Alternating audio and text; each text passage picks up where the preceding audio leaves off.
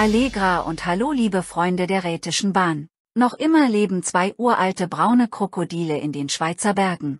Die Rede ist von den Elektroloks der Serie GE661 der RHB mit ihren 6 Achsen in 2 Drehgestellen, also Achsfolge CC. Intern wird die Lok daher auch CC genannt. Es folgt ein kurzer Abriss zur Historie der GE661. Von 1921 bis 1929 wurden in Summe 15 Stück von dieser Lokserie gebaut, damit der bis dato vorherrschende Dampfbetrieb über den Albula-Pass abgelöst werden konnte. Dabei wurde die Bauform der wenige Jahre zuvor für den Gotthardverkehr gebauten Normalspurlok CE68 übernommen. Hier sehen wir die Normalspurlok CE68, die noch zusätzlich Vorlaufachsen aufweist. Als Schweizer Krokodil erlangte die Lok Weltbekanntheit. Die Fahrwerke sind in separaten Rahmen gelagert und werden gelenkig mit dem Lokkasten verbunden. Eine Idee, die der Engländer Herbert William Garrett rund 20 Jahre zuvor bei Dampflokomotiven einsetzte. Die 6 Antriebsachsen waren nötig, um zwischen Rad und Schiene ein hohes Reibungsverhältnis und damit eine hohe Zugkraft zu erhalten. Zwischen Vorbau und Lokkasten ist ein deutlicher Spalt zu sehen. Seit 1933 vermarktet der Modellbahnhersteller Märklin diese Form als Krokodil-Lok und unter diesem Namen ist dieser Loktyp seither auch weltbekannt. Der kleine Schmalspurbruder wird Rhätisches Krokodil genannt. Das Rhätische Krokodil 415 sehen wir hier im Jahr 2022 mit einer Sonderlackierung im Bahnhof Davosplatz. Bitte alle einsteigen und Türen schließen.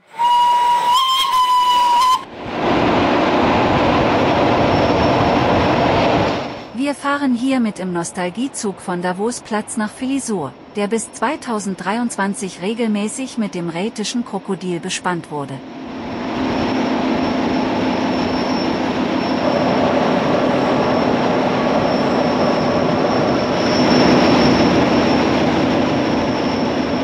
Mit historischen Wagen und offenen Wagen geht es durch die wilde Zügenschlucht, über Brücken hinweg und durch etliche Tunnels hindurch.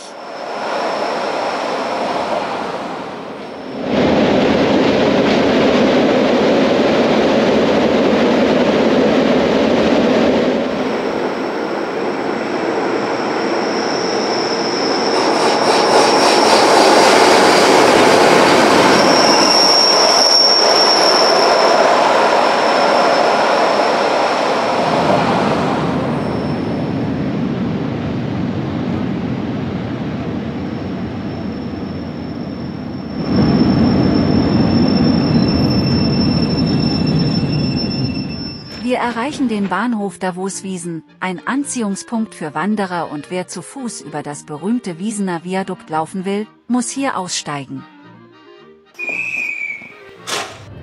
Unser Zug verlässt den Bahnhof Davos-Wiesen und überquert in langsamer Fahrt die höchste Brücke der Rhätischen Bahn, nämlich das Wiesener Viadukt. Das imposante Bauwerk mit einer Länge von 210 Metern und einer Höhe von 89 Meter steht an erster Stelle der 616 Brücken im 385 Kilometer langen Schienennetz der Rhätischen Bahn. Die Brücke ist das Kernstück der wildromantischen Bahnlinie zwischen Davos und Filisur. Die Interessengemeinschaft Zügenlandwasser bietet auch regelmäßig Brückenführungen für interessierte Besucher an. Der Bau des Viadukts begann im Oktober 1906 und am 1. Juli 1909 wurde das Bauwerk in Betrieb genommen. Der Hauptbogen überbrückt mit 55 Meter Spannweite den tiefen Einschnitt der Landwasser, die von Davos kommend immer längs der Bahnlinie fließt.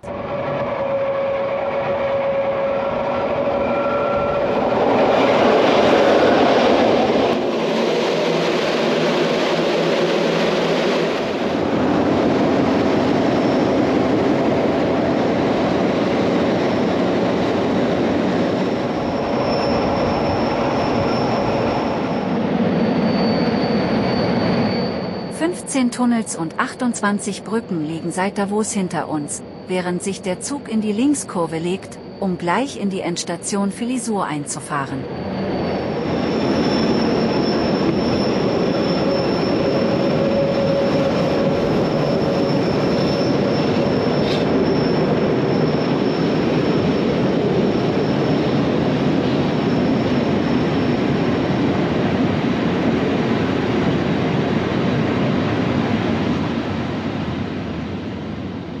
In Filisur endet die herrliche Fahrt und das Krokodil muss nun für die Rückfahrt umsetzen. Dazu ist im Zug extra Rangierpersonal aus Davos mitgekommen, auch um die Wagentüren auf den Unterwegsbahnhöfen zu schließen, denn eine automatische Türschließung haben die historischen Wagen nicht.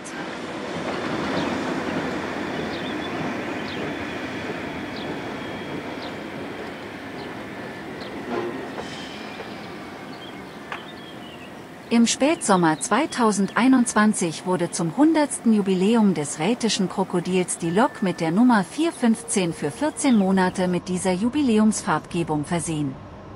Der Speziallack verändert seine Farbe je nach Lichteinstrahlung, was hier gut zu sehen ist.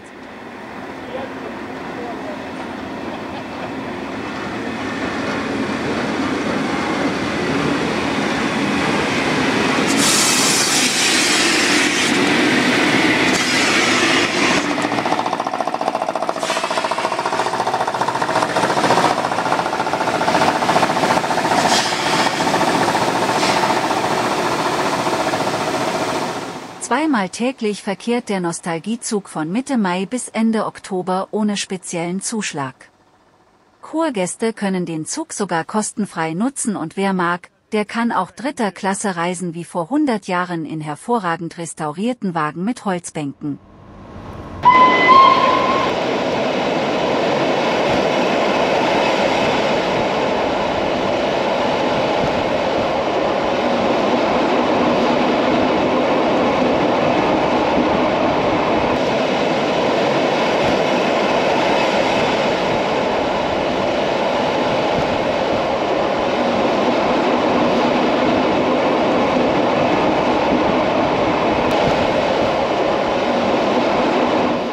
Die Rückfahrt erleben wir im Pullman-Salonwagen der ersten Klasse, der über eine außergewöhnliche Laufruhe verfügt. Der Blick nach vorne zeigt deutlich, wie unterschiedlich die Laufruhe der einzelnen Wagen ist.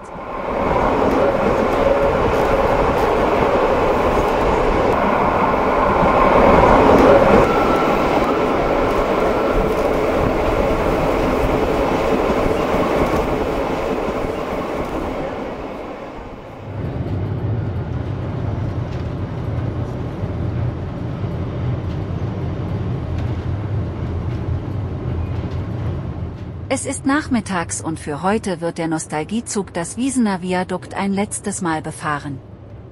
Im Bahnhof warten bereits viele Wanderer, um vorzugsweise in den offenen Wagen Platz zu nehmen. Wir genießen jedoch den Blick von oben und folgen dem Zug bis in den idyllischen Bahnhof.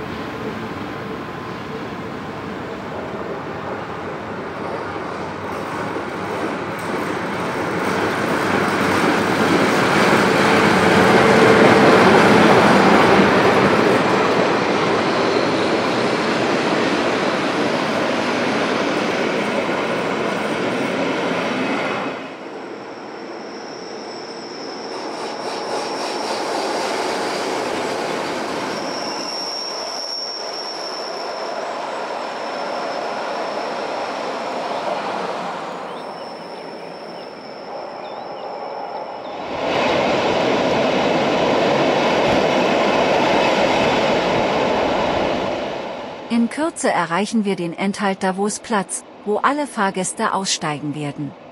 Heute, so wie jeden Freitag, wird die Zuggarnitur dann leer weiterfahren bis Landquart, um dort die Wagen innen und auch außen in der Waschanlage gründlich zu reinigen.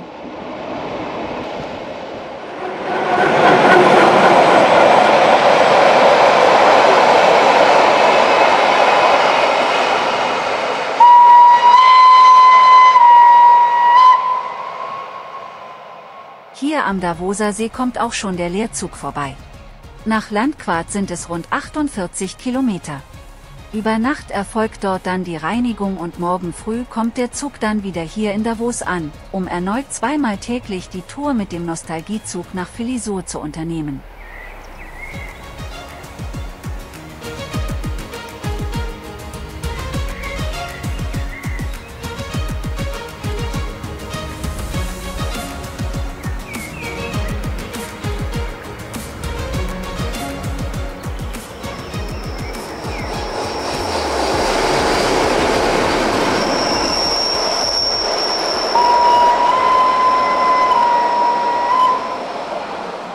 Neben der Lok 415 ist auch noch das RHB Krokodil 414 einsatzfähig. Heute steht für diese Lok eine besondere Aufgabe an, nämlich die Bespannung eines Erlebniszuges für Kinder. Wir werden Kla Verofia, den Kinderkondukteur der RHB, kennenlernen und seinen Freund. Mehr dazu später. Jetzt muss erstmal der Zug in Landquart zusammengestellt werden und dazu rangiert das Krokodil aus dem Depot über die Drehscheibe ins Bahnhofsvorfeld.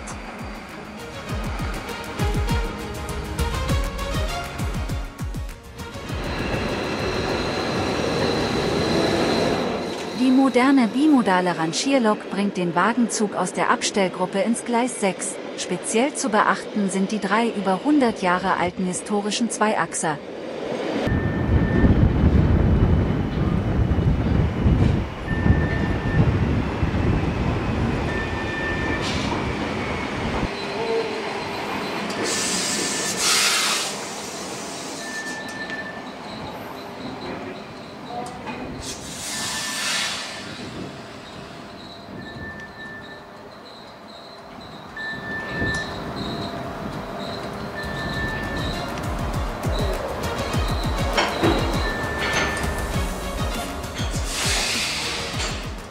Die Reise der Kinder mit Kla Verofia beginnt erst in Thusis, bis dorthin fährt also der Zug als Leerfahrt.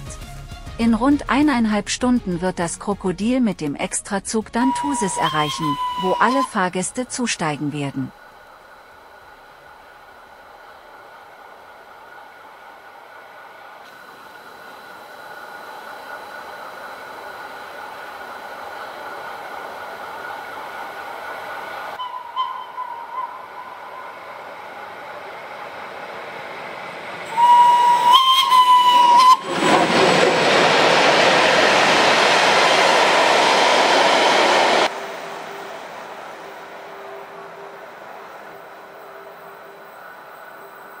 Der Zug erreicht in Kürze den Bahnhof Reichenau-Tamins. Im Vordergrund sehen wir den sogenannten Alpenrhein und rechts im Hintergrund ist das Callander Betonwerk zu sehen. Dort wird auch der Altschotter der RHB hintransportiert zur Aufarbeitung. Hier im Bahnhof, wo sich die Strecken teilen, ist auch das Hilfsbrückenlager der RHB, welche bei der Sanierung der zum Teil über 100 Jahre alten Brücken zum Einsatz kommen.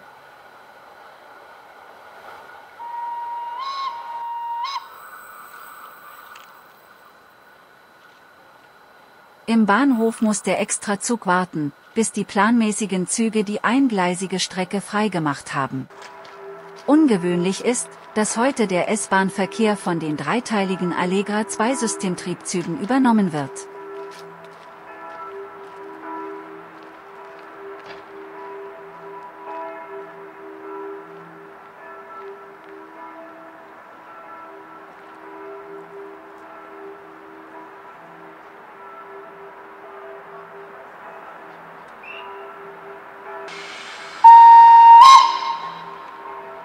Die S-Bahn nach Thusis hat den Bahnhof pünktlich verlassen, nun kann auch der Extrazug seine Fahrt fortsetzen.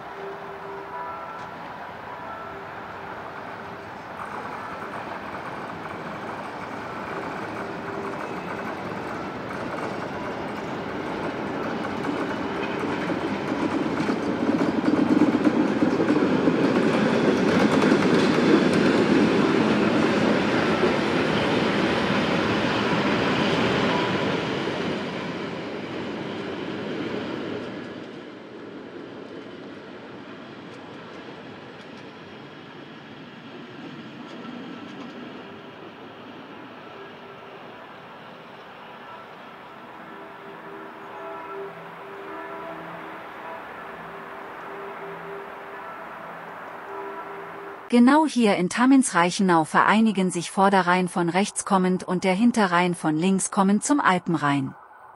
Unser Zug muss die im Jahr 2018 neu erstellte Hinterrheinbrücke überqueren, denn das rechte Gleis zweigt ab und führt entlang am Vorderrhein nach Ilanz durch die bekannte Rheinschlucht, auch Ruinolter genannt.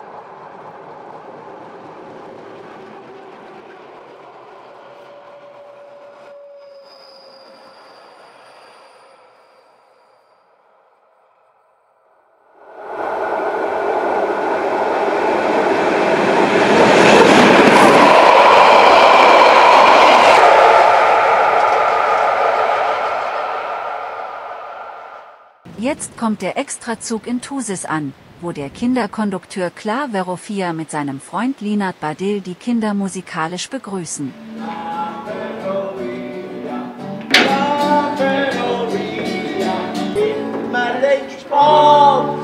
Nein, wir sind nicht spät, solange der Zug noch steht. Steiget ein, gross und klein. Das Krokodil, gell? Ein Krokodil, das Krokodil fährt bald los. Clappero via, clappero via, clappero via, seg via dos. Clappero via, clappero. Klar Verofia wohnt in einem Eisenbahnwaggon der RHB und erkundet mit dem Krokodil jeden Ort der Welt. Natürlich sind die Kinder begeistert von Klar und seinem Krokodil. Aber alle fragen sich, wo geht es heute hin? Es geht bergauf auf der Route des Weltkulturerbes in Richtung Albula Pass, und wie man sieht, hat der Zug den Bahnhof Filisur bereits hinter sich gelassen, um in Kürze den 689 Meter langen Greifenstein-Kehrtunnel zu erreichen.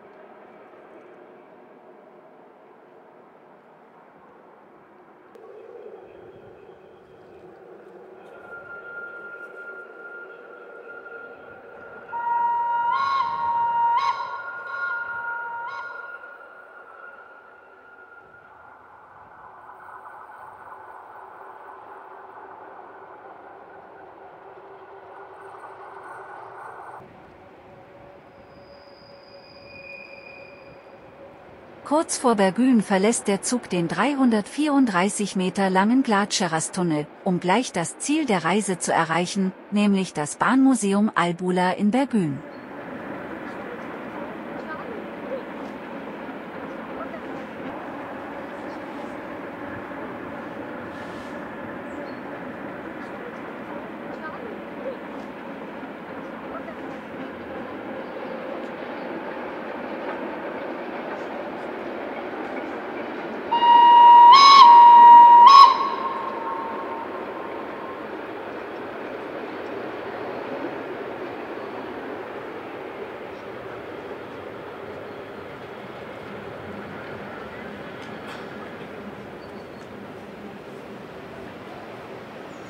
2012 wurde das Bahnmuseum Albula, hier rechts im Bild, in Bergün eröffnet. Es zeigt die Geschichte der Rhätischen Bahn und die damit verbundene Entwicklung in der Region. Im Museum gibt es viel zu entdecken und daher gehen jetzt gleich die Kinder mit Claro 4 auf eine Abenteuerentdeckungsreise. Der Bahnhof Bergün wurde durch das Museum und die Aufnahme der Albula-Strecke in das Weltkulturerbe stark aufgewertet, und man hat noch weitere Pläne, wie zum Beispiel den Bau einer LGB-Gartenbahn. Das Krokodil muss nun umsetzen über die Einfahrweichen, was wir hier schön beobachten können.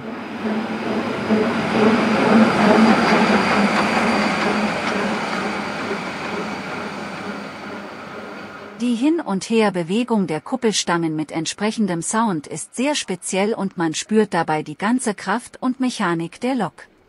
Damit die beiden Hauptgleise für Zugkreuzungen frei werden, wird die Lok den Extrazug dann ins Nebengleis rangieren, wo der Zug bis zur Rückfahrt warten wird.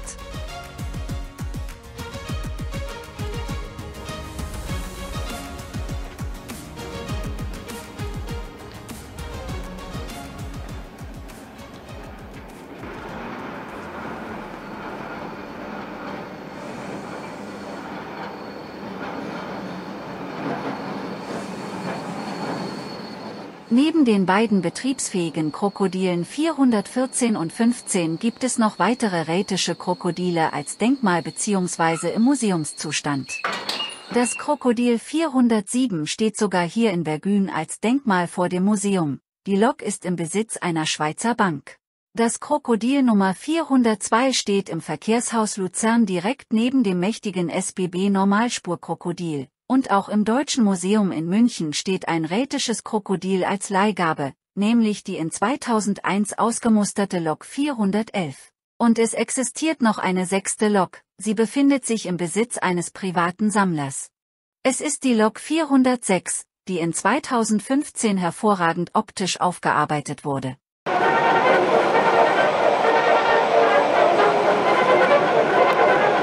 Und nun blicken wir mit diesem Foto über 100 Jahre zurück ins Jahr 1922. Mit einem Krokodil kommt der erste elektrische Zug in Disentis Muschtir an. 15 Jahre später sehen wir hier an selber Stelle die Übergabe eines Glacier-Expresses an die Furka Oberalpbahn, die 1937 noch dampfbetrieben ist. Hier ist in 1930 das Krokodil mit Salonwagen unterwegs als Express von London nach St. Moritz. Dieser Zug war der Inbegriff von Luxuszügen in den Alpen. Und natürlich waren die Loks auch zuständig für schwere Güterzüge. Mit der Auslieferung modernerer Lokomotiven verloren die Krokodile an betrieblicher Bedeutung und wurden zunehmend in untergeordnete Dienste eingesetzt. Sehr beliebt und bekannt waren bei Eisenbahnfans und Fotografen die Güterzüge mit Personenbeförderung, wie wir hier einige Fotos davon sehen. Auch waren die RHB-Krokodile immer braun, nur Lok 412 war von 2005 bis zum Abbruch in 2008 in Blau lackiert und Lok 415 hatte von 2021 bis 2022 einen Speziallack zum 100. Jubiläum. Äußerlich gab es wenige Änderungen, die wohl wesentlichsten Änderungen waren der Einsatz modernerer Stromabnehmer und die Ausrüstung von 4 Loks mit Dachwiderständen, die jedoch nicht den erhofften Nutzen brachten. In 100 Jahren Krokodilgeschichte gab es auch viele Kuriositäten, wie die Zeitzeugen heute noch berichten. Ob Spezialtransporte oder Extrazüge jeglicher Couleur, das Krokodil war stets die erste Wahl, insbesondere mit dem Pullmanwagen. Aufgrund des Alters und der geringen Geschwindigkeit von 55 km/h werden Einsätze in Zukunft wohl seltener werden. Kommen wir zurück zu Claro 4 und die Kinder in Bergün, die inzwischen ihre Abenteuer beendet haben, denn jetzt geht es bergab retour mit dem Extrazug.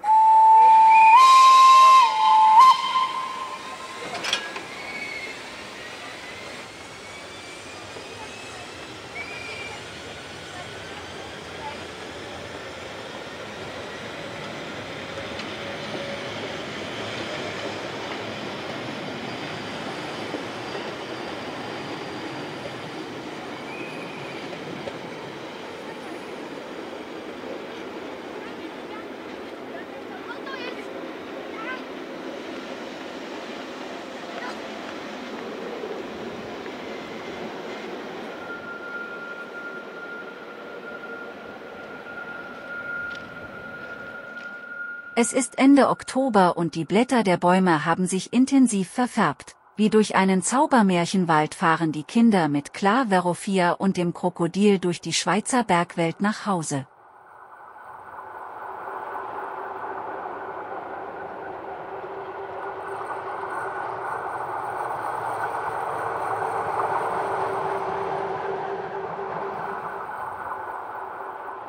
Und immer wieder aufs Neue ist das Landwasserviadukt ein Höhepunkt jeder Reise auf der Albuler Linie. Die Landwasser wird hier in 65 Meter Höhe überquert mit einem 136 Meter langen Viadukt. Durch den engen Bogen mit 100 Meter Radius können Fahrgäste vom Zug aus sehen, welch imposantes Bauwerk sie gerade befahren.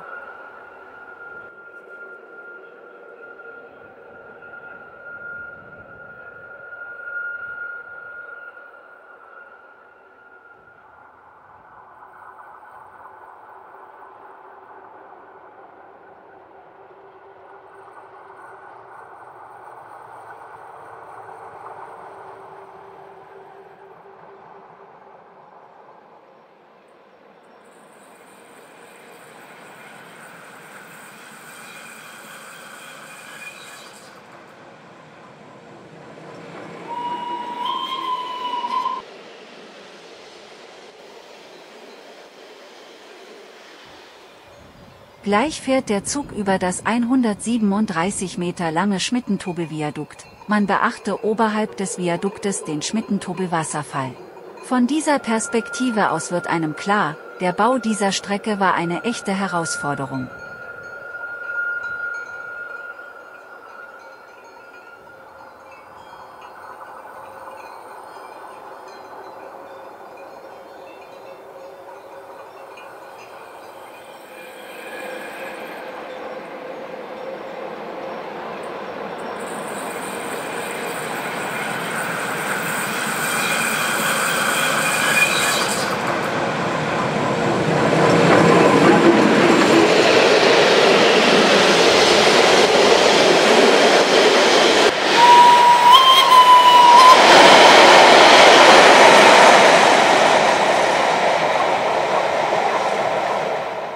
Der Extrazug eilt an uns vorbei und wir verabschieden uns damit. Bis zum nächsten Mal.